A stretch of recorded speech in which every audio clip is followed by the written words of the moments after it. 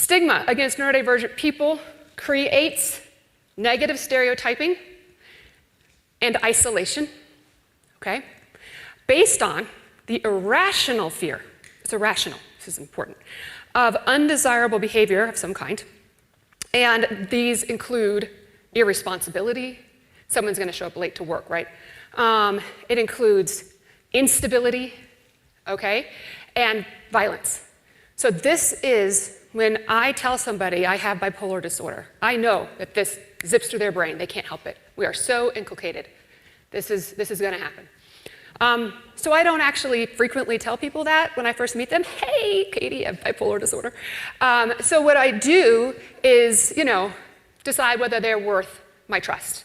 All right, now if they go online, then they'll see it in my writing, but it's not the same as looking someone in the eye and seeing that flicker of fear. It's a horrible feeling.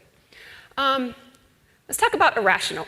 Is it irrational? Totally is, okay? So they've done studies, psychologists, wonderful psychologists. In fact, a group at UNC does this, UNC Chapel Hill, where I'm faculty. I picked depression here, okay? They did a study about multiple psychiatric neurodivergences, including depression, okay? To see how, the general public in the United States views these people, whether they're violent or not. So it's a violence study, perception of violence study. And so 33% of respondents, of the thousands of respondents that they surveyed, said that they believed a depressed person was somewhat or very likely to be violent. A person with depression, y'all, okay? I don't know if you have ever had depression. All right, so it's like I'm gonna be violent against my pillow, where I'm gonna keep my head, okay? Maybe the remote control, because I'm like trying to get okay, but honestly, this is not depression. Like, if you look at how people with depression behave, it is not in a violent way towards others, okay? And this is where things go really sideways, because they are apt to act in a violent way towards themselves. But if this is how people feel about people with depression, then they're not going to seek help, okay?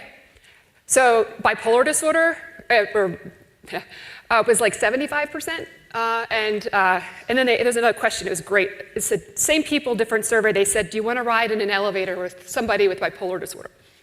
And they're like, no. And would you? It's like trapped in a small space.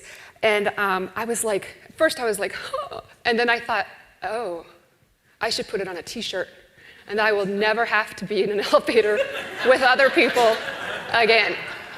That the expected behavior of humans in our society and different social groups is extremely narrow. And we don't even realize how narrow it is until people point it out. Okay, so I'm going to do some pointing out really quick. So I'm holding my hands up parallel to each other to mimic a narrow path. This is this very narrow path of what we are allowed to do, okay? How fast we are allowed to talk, or how slow. As a fast talker, an extremely fast talker actually, when I first started teaching, my students were like, "You're Lorelai Gilmore," and I was actually hugely flattered because, she's amazing. But it was. So then with ADHD, this is recent, 27%, and whenever I tell people that, they go, 27% of students in higher ed have ADHD. They went out and bought those diagnoses. That's baloney. And I'm like, okay, let's talk about that for a second. I'm sure that this room is not a room where people think that, because you guys are I'm preaching to the choir here. First of all, that data has been replicated over and over, and also in other countries. Australia found the exact same number. I'm like, how did they land on 27% twice? That's amazing.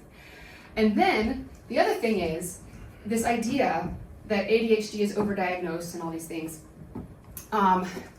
We know that there are rising rates of diagnoses of ADHD and autism, okay?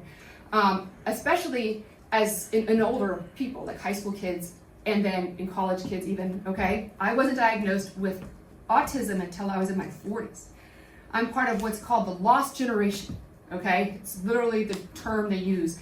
Most of us are women, okay? Because we weren't diagnosed because white, Western, male criteria are still the dominant diagnostic criteria. So when you have people who aren't that, then they don't look autistic in the eyes of the forms we fill out. I thought,